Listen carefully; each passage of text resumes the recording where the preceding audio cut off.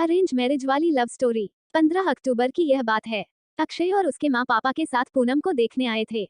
पूनम एक काफी सुंदर लड़की थी। अक्षय को वह पहली नजर में ही बहुत पसंद आई।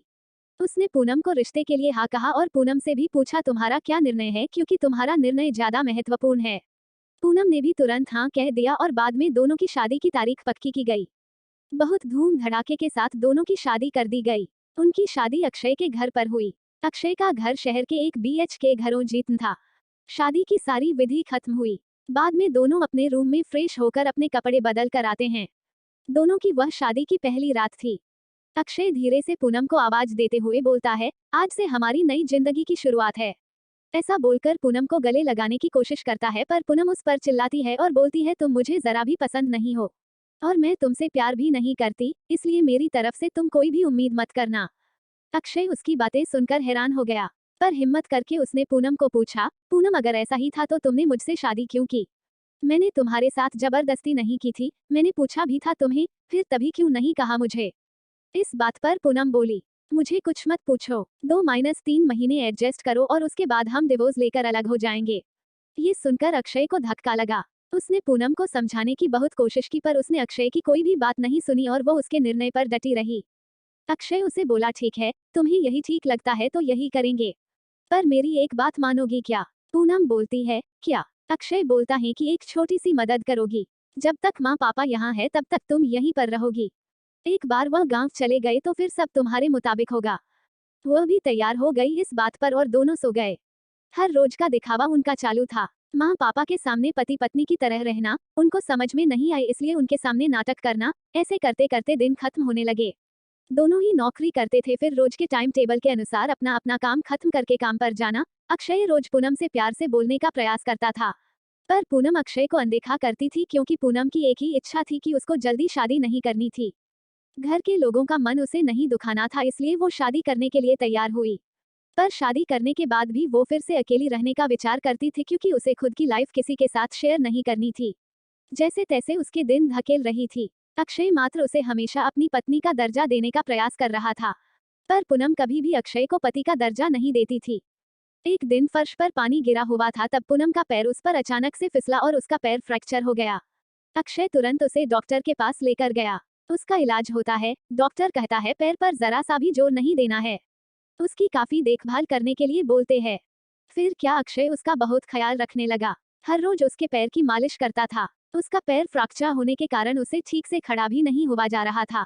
घर के काम और खाने की जिम्मेदारी अक्षय पर आ गई थी, पर अक्षय को तो पहले से ही ये सब की आदत थी, इस वजह से उसे कोई दिक्कत नहीं थी। अक्षय रोज खाना खुद ही बनाया करता था। उसके माँ पापा भी उसे थोड़ा घर काम में मदद करते थे। रोज काम पर जाने से पहले पूनम के लिए नाश्ता और खाना बनाकर खुद के हाथों से उसे नाश्ता खिलाता और फिर काम पर जाता था।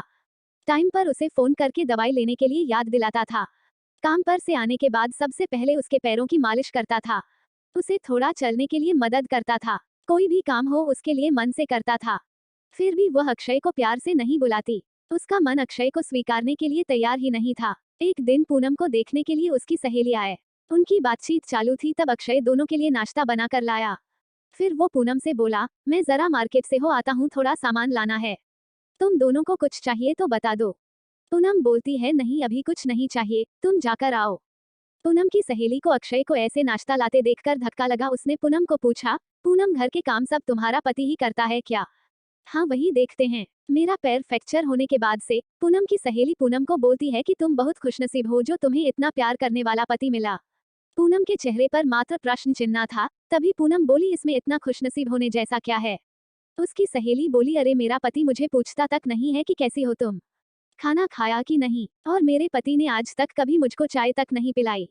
मुझे भी लगता था मेरे पति भी मेरा ख्याल रखे, ज्यादा कुछ नहीं, पर प्यार भरे शब्द ही बोले तो बहुत होता मेरे लिए। बहुत इच्छा होती है यार, पर इसके बजाय मुझे हमेशा निराशा ही मिली। बहुत मन दुखता है मेरा यार। ये सब सुनकर पूनम विचार में डूब गई। उसके मन में अक्षय के प्रति प्यार जगने लगा। अक्षय का प्यार उसकी आंखों के सामने आने लगा। वह उस पर जान छिड़कता है, यह उसे समझने लगा। अभी धीरे धीरे पूनम को भी अक्षय से प्यार होने लगा था। वो उस पर विश्वास करने लगी थी।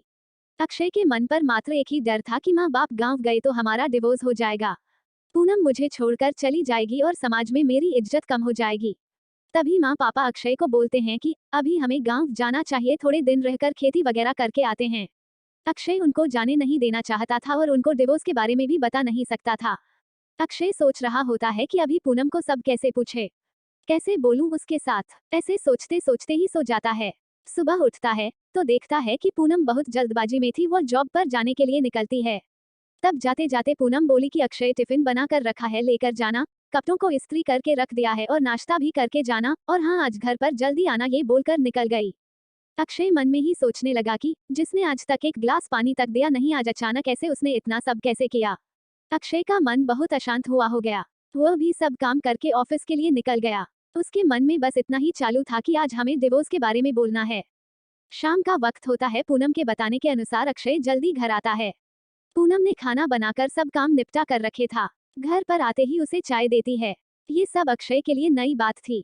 चाय पीते पीते अक्षय धीरे से पूनम को पूछता है, पूनम तुम ठीक तो हो ना? तुमने निर्णय तो लिया ही होगा ना? मुझे छोड़कर जाने वाली हो इसीलिए सब कर रही हो ना? इस पर पूनम बोलती है, मैंने अपना फैसला ले लिया है और मैं कहीं पर भी नहीं जा रही हूँ। मेरी पूरी जिंदगी में तुम्हारे साथ जीना चाहती हूँ, और जाकर अक्षय को गले लगा लेती है। वो बोलती है, मैं तुम्हें छोड़कर कहीं नहीं जाऊंगी, मैं तुमसे बहुत प्यार करने लगी हूँ और अभी ये हमारा रिश्ता कोई भी नहीं तोड़ सकता।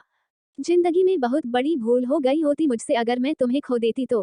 अरेंज मैरिज करके भी तुम्हारे जैसा इतना प्यार करने वाला पति मुझे मिला, यही मेरी खुशनसीबी है।